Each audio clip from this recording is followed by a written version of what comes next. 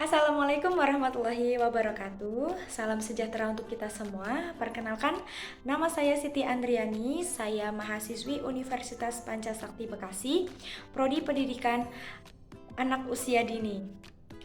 Dan pada hari ini, pada kesempatan kali ini, saya akan sedikit mempresentasikan materi pengembangan profesi keguruan, di mana saya akan bahas dari mulai pengertian, kemudian sikap profesional guru, ciri-ciri guru profesional, kemudian prinsip, dan tentunya pengembangan profesi keguruan sendiri.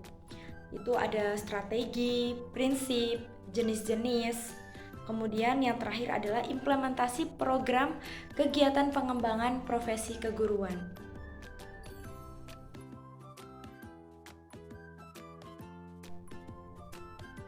Dalam Kamus Besar Bahasa Indonesia atau KBBI, pengembangan bisa diartikan dengan proses atau perbuatan mengembangkan. Kemudian, menurut Undang-Undang Nomor 18 Tahun 2022, pengembangan adalah kegiatan ilmu pengetahuan dan teknologi yang bertujuan memanfaatkan kaidah dan teori ilmu pengetahuan yang telah terbukti kebenarannya untuk meningkatkan fungsi, manfaat, dan aplikasi ilmu pengetahuan dan juga teknologi yang telah ada, atau menghasilkan teknologi baru. Kemudian menurut Kamus Besar Bahasa Indonesia, profesi bisa diartikan dengan bidang pekerjaan yang dilandasi pendidikan keahlian keterampilan, kejujuran tertentu. Kemudian, menurut John Dean mengemukakan bahwa pengembangan profesionalitas guru atau professional development teacher dimaknai sebagai a process whereby teacher become more professional, yakni suatu proses yang dilakukan untuk menjadikan guru dapat tampil secara lebih profesional. Kemudian dengan kata lain dapat diartikan bahwa pengembangan profesi guru didefinisikan sebagai upaya yang dilakukan untuk menyangkut kemampuan guru, baik penguasaan materi ajar atau penguasaan metodologi pengajaran serta sikap keprofesionalan guru menyangkut motivasi dan komitmen guru dalam menjalankan tugas sebagai guru. Kemudian, pembinaan dan pengembangan profesi guru meliputi pembinaan kompetensi pedagogik, kepribadian, profesional, dan sosial. Sedangkan pembinaan dan pengembangan karakter meliputi penugasan, kenaikan pangkat, dan promosi. Keduanya disesuaikan dengan jabatan fungsional masing-masing. Kemudian kita akan membahas sikap profesional seorang guru. Guru profesional adalah guru yang menyadari bahwa dirinya adalah pribadi yang dipanggil untuk mendampingi peserta didik dalam belajar, sehingga guru secara terus-menerus perlu mengembangkan pengetahuannya tentang bagaimana strukturnya seharusnya peserta didik itu belajar. Perwujudannya, jika terjadi kegagalan pada peserta didik, guru terpanggil untuk menemukan akar penyebabnya dan mencari solusi bersama peserta didik. Bukan malah mendiamkannya atau malah menyalahkannya seperti itu. Lalu sikap yang harus senantiasa dipupuk adalah kesediaan untuk mengenali diri dan kehendak untuk memurnikan keguruannya serta mau belajar dengan meluangkan waktu untuk menjadi seorang guru.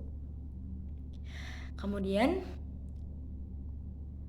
kualitas profesionalitas guru ditunjukkan oleh 5 sikap, yaitu keinginan untuk selalu menampilkan perilaku yang mendekati standar ideal, meningkatkan dan memelihara citra profesi, kemudian keinginan untuk senantiasa mengajar kesempatan pengembangan profesional dan dapat memperbaiki kualitas pengetahuan dan keterampilannya.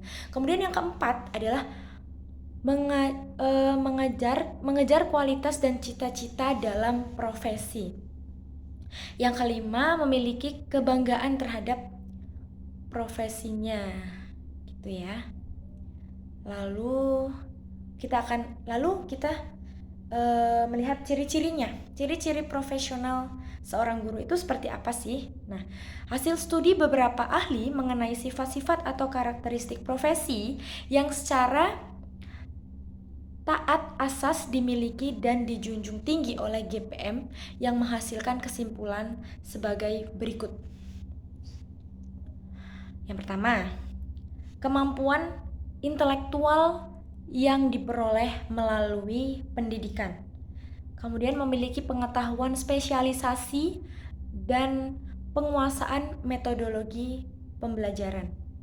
Yang ketiga, menjadi anggota organisasi profesi. Yang keempat, memiliki pengetahuan praktis yang dapat digunakan langsung oleh orang lain atau klien.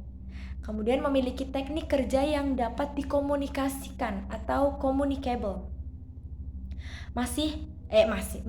Memiliki kapasitas mengorganisasikan kerja secara mandiri dan self-organization. Kemudian mementingkan kepentingan orang lain atau altruism. Memiliki kode etik. Kode etik dijadikan norma dan asas yang disepakati dan diterima oleh guru-guru Indonesia sebagai pedoman sikap dan perilaku dalam melaksanakan tugas profesi sebagai pendidik. Kemudian ciri-ciri lain adalah memiliki sanksi dan tanggung jawab komunitas. Kemudian mempunyai sistem upah. Sistem upah yang dimaksud di sini adalah standar gaji yang diterima oleh seorang guru. Kemudian ciri profesional yang lainnya adalah budaya profesional. Budaya profesi dapat berupa penggunaan simbol yang berbeda dengan simbol-simbol untuk profesi lain. Kemudian melaksanakan pertemuan profesionalitas tahunan. Pertemuan ini dapat dilakukan dalam bentuk forum guru seperti itu, seminar, diskusi panel dan workshop dan juga yang lainnya. Nah, kemudian ada prinsip profesional seorang guru. Apa sih prinsip profesional seorang guru? Profesi guru menurut Undang-Undang Nomor 14 Tahun 2005 tentang guru dan dosen harus memiliki prinsip-prinsip profesional seperti tercantum pada pasal 5 ayat 1. Nah, yaitu profesi guru dan dosen merupakan bidang pekerjaan khusus yang memerlukan prinsip-prinsip profesional sebagai berikut. Nah, apa sih prinsipnya? Mari kita simak sama-sama ya. Yang pertama itu memiliki bakat, minat, panggilan jiwa, dan idealisme. Kemudian memiliki kualifikasi pendidikan dan latar belakang pendidikan tentunya sesuai dengan bidang tugasnya. Kemudian memiliki kompetensi yang diperlukan sesuai dengan bidang tugasnya. Lalu mematuhi kode etik profesi, kode etik seperti yang diciri-ciri tadi ya. Memiliki hak dan kewajiban dalam melaksanakan tugas. Kemudian memperoleh penghasilan yang ditentukan sesuai dengan prestasi kerjanya. Lalu memiliki kesempatan untuk mengembangkan profesinya secara berkelanjutan. Memperoleh perlindungan hukum dalam melaksanakan tugas profesionalnya, memiliki organisasi profesi yang berbadan hukum. Kemudian di sini kita akan membahas tentang pengembangan profesi keguruan sendiri ya. Yang pertama itu ada strateginya, bagaimana, kemudian prinsipnya, dan juga jenis-jenis kegiatannya seperti apa sih gitu. Akan kita bahas di sini. Oke, yang pertama adalah strateginya ya. Strategi pengembangan profesi guru. Dalam Jurnal Ekonomi dan Pendidikan yang ditulis Mustafa dijelaskan beberapa strategi yang bisa dilakukan untuk menciptakan situasi yang kondusif bagi pengembangan profesi guru. Yaitu yang pertama ada strategi perubahan paradigma. Strategi perubahan paradigma dapat dilakukan melalui pembinaan guna menumbuhkan penyadaran akan peran dan fungsi birokrasi dalam konteks pelayanan masyarakat. Yang kedua ada strategi debirokratisasi. Strategi debirokratisasi dapat dilakukan dengan cara mengurangi dan menyederhanakan berbagai prosedur yang dapat menjadi hambatan bagi pengembangan diri guru serta menyulitkan pelayanan bagi masyarakat. Lalu untuk melakukan profesionalisasi, ada 3 pengembangan yang ditawarkan oleh R.D. Lansbury yang dapat dijadikan sebagai kerangka dalam merumuskan strategi pengembangan, yaitu pertama, upaya-upaya profesionalisasi yang dilakukan oleh guru secara pribadi agar mereka dapat meningkatkan kualitas keprofesionalannya dengan atau tanpa bantuan pihak lain. Dengan kata lain dapat dikatakan sebagai pelatihan mandiri. Yang kedua, pengembangan yang dilakukan oleh manajemen atau lembaga melalui berbagai kebijakan manajerial yang dilakukan. Kedua level ini dapat dikategorikan dalam strategi mikro pengembangan profesional guru. Sedangkan level yang ketiga adalah upaya pengembangan pada level makro yang menjadi tanggung jawab pemerintah dan masyarakat secara luas dalam kerangka manajemen pendidikan nasional.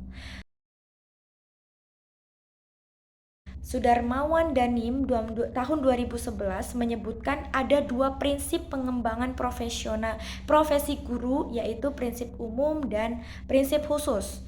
Prinsip umum mengembangkan profesi guru adalah sebagai berikut: demokratis dan berkeadilan serta tidak diskriminatif, dengan menjunjung tinggi hak asasi manusia, nilai keagamaan, nilai kultural, dan kemajemukan bangsa. Kemudian prinsip khususnya atau operasional pengembangan profesi guru meliputi hal-hal sebagai berikut: ilmiah, relevan, sistematis gitu ya. Nah, ilmiah itu dimana keseluruhan materi dan kegiatan yang menjadi muatan dalam kompetensi dan indikator harus benar dan dapat dipertanggungjawabkan secara ilmiah. Relevan, dimana rumusnya itu berorientasi pada tugas pokok dan fungsi guru sebagai pendidik profesional. Sistematis, di mana setiap komponen dalam kompetensi jabatan guru berhubungan secara fungsional dalam mencapai kompetensi. Lalu konsisten, di mana adanya hubungan yang ajek gitu ya, gak berubah, taat asas antar kompetensi dan indikator. Dan aktual dan kontekstual, yakni rumusan kompetensi dan indikator dapat mengikuti perkembangan iptek, ilmu pengetahuan dan teknologi. Lalu fleksibel, di mana rumusan kompetensi dan indikator dapat berubah sesuai dengan kebutuhan dan perkembangan zaman. Prinsip pengembangan profesi guru itu ya. Kemudian demokratis, di mana setiap guru memiliki hak dan peluang yang sama untuk diberdayakan melalui proses pembinaan dan pengembangan keprofesionalannya. Objektif, di mana setiap guru dibina dan dikembangkan profesi dan karirnya dengan mengacu pada hasil penilaian yang dilaksanakan berdasarkan indikator-indikator terukur dari kompetensi profesinya. Kemudian ada komprehensif, di mana setiap guru dibina dan dikembangkan profesi dan karirnya untuk mencapai kompetensi profesi dan kinerjanya yang bermutu dalam memberikan layanan pendidikan. Nah, kemudian memandirikan, di mana setiap guru secara terus-menerus diberdayakan untuk mampu meningkatkan kompetensinya secara berkesinambungan sehingga memiliki kemandirian profesional dalam melaksanakan tugas dan fungsinya. Ya, kemudian profesional, di mana pengembangan profesi dan karir guru dilaksanakan dengan mengedepankan nilai-nilai profesionalitas. Kemudian bertahap, di mana pengembangan profesi dan karir guru dilaksanakan secara bertahap agar guru benar-benar mencapai puncak profesionalitas. Kemudian berjenjang, di mana pengembangan profesi guru dilaksanakan secara berjenjang berdasarkan jenjang kompetensi atau tingkat kesulitan kompetensi yang ada pada standar kompetensi. Kemudian berkelanjutan, di mana pengembangan profesi guru dilaksanakan secara berkelanjutan karena perkembangan ilmu pengetahuan, teknologi, dan seni serta adanya kebutuhan penyegaran ke kompetensi guru.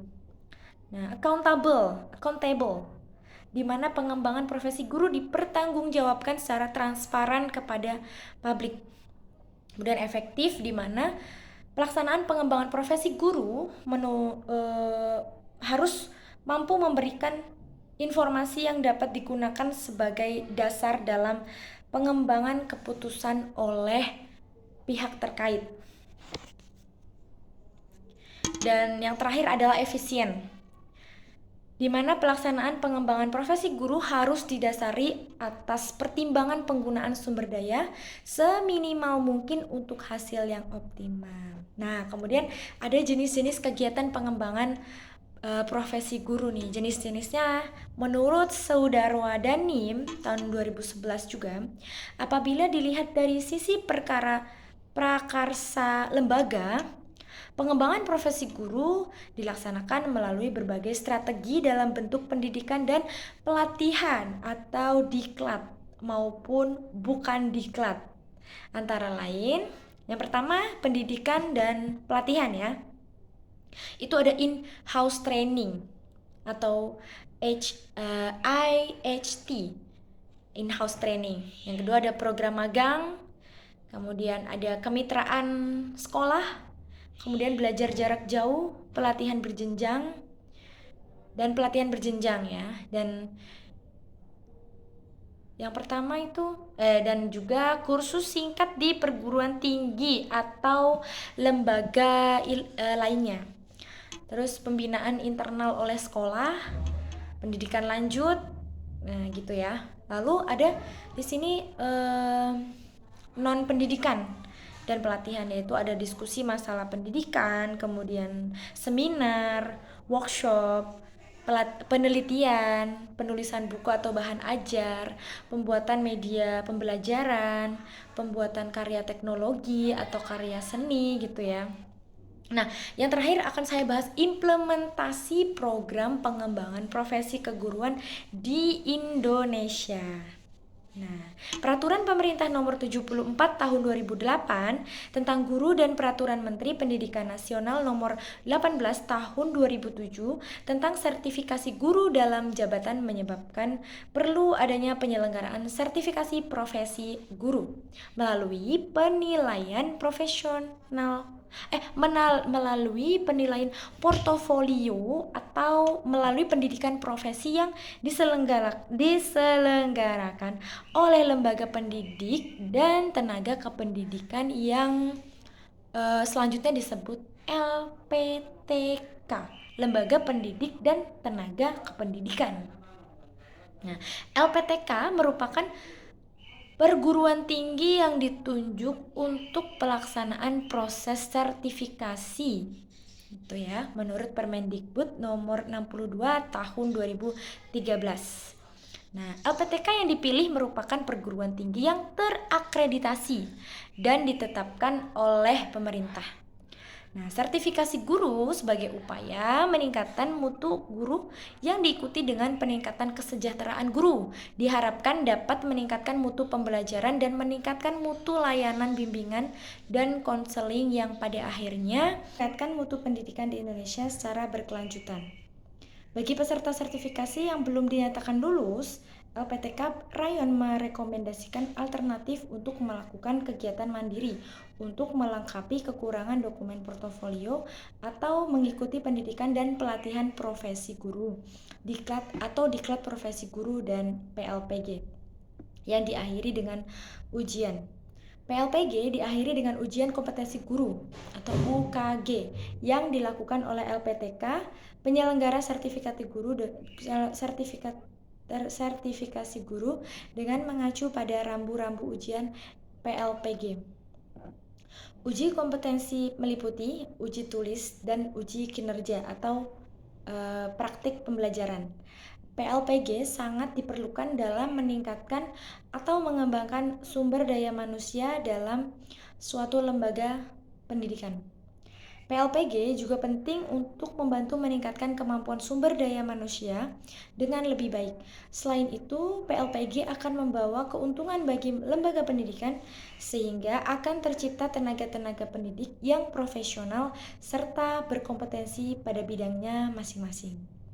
Nah, dari pemaparan saya di atas, dapat kita simpulkan bahwa pengembangan profesionalitas guru didefinisikan sebagai upaya yang dilakukan untuk meningkatkan taraf atau derajat profesi seorang guru yang menyangkut kemampuan guru, baik penguasaan materi ajar atau penguasaan metodologi pengajaran, serta sikap keprofesionalan guru menyangkut motivasi dan komitmen guru dalam menjalankan tugas sebagai guru.